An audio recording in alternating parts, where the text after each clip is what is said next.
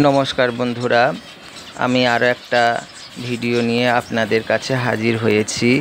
আশা করি গত যে ভিডিওগুলো আপনাদের ভালো লেগেছে। আমি প্রত্যাশা করছি আপনাদের ভালো লাগলে আপনারা কমেন্টস আমাকে জানান এবং গঠনমূলক কথা জানান, যেটা আমার ভুল ত্রুটিগুলো সংশোধন করে নেব। আমি আপনাদের কাছ থেকে কিছু জানতে চাই, শিখতে চাই, এতে কিছু খারাপ লাগার ব্যাপার না।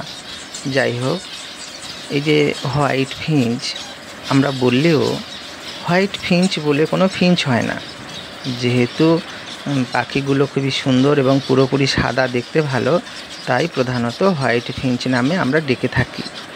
তো যাই হোক, এই যে ফিঞ্চ পাখি আপনারা দেখতে পাচ্ছেন, এই ফিঞ্চ পাখি সাধারণত বিদেশি পাখি।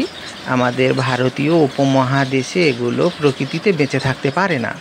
আমাদের ভারতীয় প্রকৃতিতে যে সমস্ত পাখিগুলো থাকে তাদের সাথে যদি থাকে, ওদেরকে কামড়ে মেরে দেবে। এই ছোট ছোট ফিঞ্চ বিদেশি রঙিন পাখিকে কামড়ে মেরে দেবে। তাই একে ঘরের মধ্যে খাঁচা করে, একটা বিশেষ সাইজের খাঁচার মধ্যে এদেরকে প্রতিপালন করতে হয়। আচ্ছা, ঘরটা কিভাবে হবে, মানে ঘরের পরিবেশটা, পাখির পরিবেশটা কীরকম হবে? যেখানে সাধারণত মানুষের আনাগোনা, বিড়াল, কুকুর, বাইরের অন্যান্য পাখি সেখানে যেতে পারে না, ছুঁচো ইঁদুরের উপদ্রব, সাপের উপদ্রব হবে না, সেই জায়গা নির্বাচন করতে হবে। শুধু জায়গা নয়, সেখানে পর্যাপ্ত প্রকৃতির যে আমাদের বাতাস বা বায়ু বলি, সেখানে আসা যাওয়া করতে হবে। এবং সূর্যের যে কিরণ আমরা গায়ে ডাইরেক্ট যেটা পড়ে, ওই সরাসরি যদি সেই ঘরের মধ্যে পড়ে তাহলে অতি উত্তম হবে। আর এর সাথে তো একটা বিশেষ সাইজের খাঁচা তো লাগবে না, সেই খাঁচার মধ্যে এই পরিবেশ দিলে এখানে পালন করা যায়। আর যদি কোনো কারণে এখানে সূর্যের আলো সরাসরি না পড়ে, তাহলে আমাদের যে বিদ্যুতের যে আলোর ব্যবস্থা আছে, সেই ব্যবস্থার মাধ্যমে ঘরে আলো করতে হবে।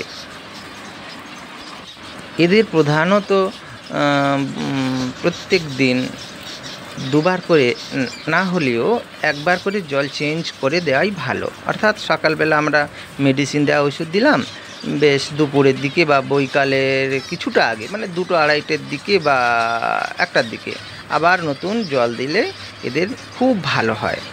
আর দানা শস্য আছে, দানা শস্যের মধ্যে বিভিন্ন রকমের ছোট দানা, যেটা পাখি খাওয়ার উপযুক্ত, মানে ঘাসের দানা। আবার আরও আছে আপনার ব্ল্যাক সিড আছে, লাল, কি বলবো, লাল টাইপের একটা ঘাসের দানার মতো একটা আছে, এগুলো দিতে হয়। তাছাড়া এদের একদিন বাদে একদিন এগ ফুড দিতে হয়, অর্থাৎ ডিম দিতে হবে। সেটা ডিম কিভাবে দেয়া হবে না হবে সেটা আস্তে আস্তে আমরা জানাবো। ঘরে একটু চারধারে তো জল উঠে গেছিলো প্রচণ্ড বর্ষায়, সেই মতো করে ইঁদুরের উপদ্রব ছিল, তাই ঘরটার সমস্যা ছিল। খাঁচাগুলো বের করেছি, পাখিগুলোর একটু ডিস্টার্ব হয়েছে, তাই পাখির গায়ে হাত দিতে পারছি না। পর কিছুদিন যাক, পাখিগুলো একটু সুস্থির হোক, তখন এগুলো দেখানো যাবে পাখি ধরে ধরে কোন ঝুড়িতে কটা বাচ্চা আছে ইত্যাদি। তাছাড়া আপনারা এই ভিডিওর মাধ্যমে বাচ্চা এবং ওদের মা বাবা, অ্যাডাল্ট পাখি পার্থক্য বুঝতে পারছেন, আছে এগুলো। আর হ্যাঁ বন্ধুরা, আপনারা যদি কোনো পাখি সংগ্রহ করতে চান, এখানে আমার নাম্বার দেওয়া আছে, আপনার ডেসক্রিপশানতে সংগ্রহ করবেন।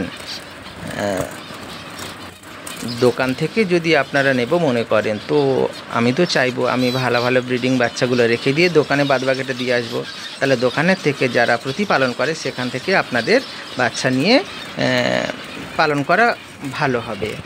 যাই হোক, বেশি বড় করতে পারছি না। আমার এই ভিডিও যদি আপনাদের ভালো লাগে, অবশ্যই আমার অনুরোধ আপনারা সাবস্ক্রাইব করুন, কমেন্টস করুন, আমাকে জানান কেমন হয়েছে। আমি তো সেই প্রত্যাশায় আছি, ভালো হলে তো ভালো লাগে, আর খারাপ হলে নিজেকে সংশোধন করতে ইচ্ছা করে।